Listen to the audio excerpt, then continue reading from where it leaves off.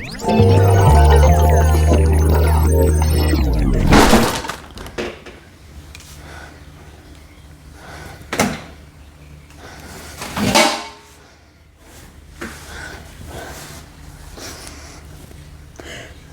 the fuck are my glasses? Hold on, give me a second. This is the second time this has happened. If it happens a third time, I will be calling a fucking exorcist.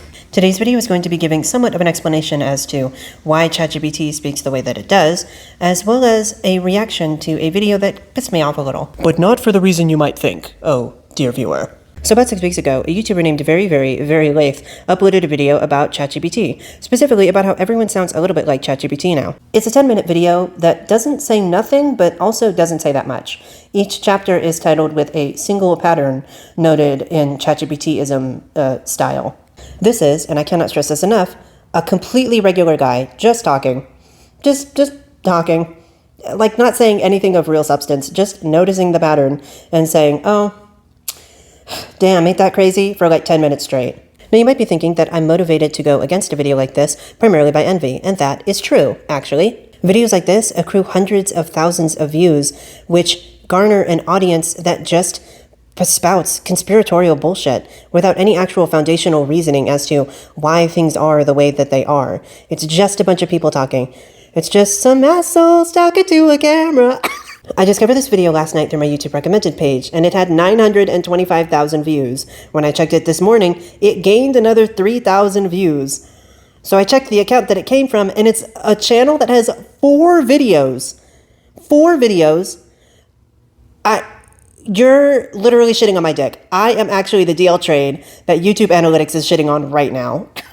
Yes, my king of ethnic ambiguity. Go, girl, give us nothing. Okay, I think I'm done pissing in this guy's Cheerios. Why does ChatGPT sound like that? Do you ever notice that time tends to speed up as you get older? Do you also ever notice that a child before a certain age isn't able to correctly guess which glass is fuller than the other? Well, this is because humans have a type of logarithmic bias, not just for their thoughts, but in the way that they organize their thoughts. Yes, I did just intentionally do a ChatGPT-ism. Suck my clit. Notes in the major scale follow a harmonic logarithm, and if you were to ask maybe an infant a number between 1 and 10, like the midpoint between 1 and 10, they would more likely say 3 than 5, because we have a logarithmic bias. After a certain age, we develop a linear intuition, but you can still kind of feel that logarithmic bias tug at you. Think about the distance between a million and a billion, and then a billion and a trillion. They don't feel that different because our brains haven't evolved the need to actually differentiate those big-ass numbers, but they are orders of magnitude bigger than each other. I think a million seconds is like 11 days, but a billion seconds is like 31 years. So this logarithmic bias also influences the way that we use and think about language. There is a principle called the Pareto principle, the 80-20 rule. 80% of one thing causes 20% of another thing. 20% of one cause creates 80% of the effect. It's another roundabout way of talking about this logarithmic bias. A majority of our speech is generalized, and whenever we do need to use specialized language for a specific field, whether that be cooking or medicine or science, we have specific rhetorical patterns that we use in order to relate that specialized language to our more generalized conversational language. ChatGPT, as a large language model, however, can't differentiate between the two. It sees specialized language and generalized language as equal, and so what feels logarithmic to us gets lateralized by ChatGPT, and we see what feels like an abundance of patterns, but it's really just the lateralization of those same patterns. In a way that makes it way harder to actually accuse someone of using ChatGPT, because those patterns are still a part of human language. It's just that they're disproportionately used by a model as opposed to a person. 16 days ago, I had a conversation with you about Hank Green using an LLM to probably model Jane Goodall's eulogy. I've since changed the title of that video because I think the way that I structured my arguments wasn't as strong as it could have been. I could have actually used examples from the video, but even then, I don't think the examples were the point. At the time, we were already hot off the heels of Hank Green pissing off the knitting community, specifically by misrepresenting and also talking down to that same community. So I was pretty comfortable in making that accusation, and I'm still kind of comfortable now, especially since the accusation was later confirmed by Hank Green himself. He didn't actually say that he used LLMs to write anything, but he did say that it was a part of his workflow.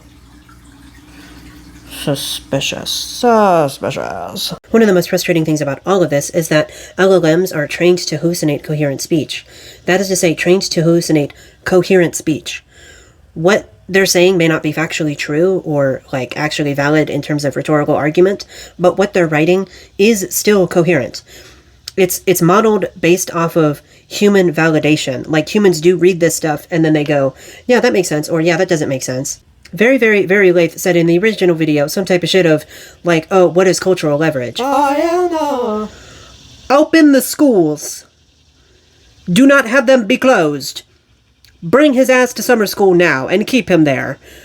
Everybody admire my black cat right now. He's so black. I love him. Hello.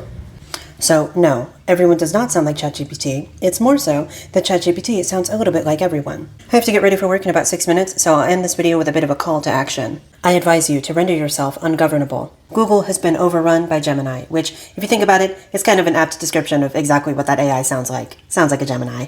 So I implore you to go to your local libraries, fund your encyclopedia holders, donate to Wikipedia if you have to. I know they give those little donation notifications like every other time you pop on the website, but it's for a good cause, believe me. Don't just stop there. Spotify prices are hiking ever up while artists are being paid less and less, so start burning your own CDs. Create databases of your own movies and television shows and host them on your own servers so that you and your friends can enjoy the beauty of the good place wherever you are on the planet. If there's one thing that's most important to me that I need to remind you of, it's the fact that you are not training data. You are a person. You are alive. So go live. Go live your life. Stop freaking the fuck out about these conspiracy theories and go live your life. Go outside. Go touch grass. Thank you. Bye.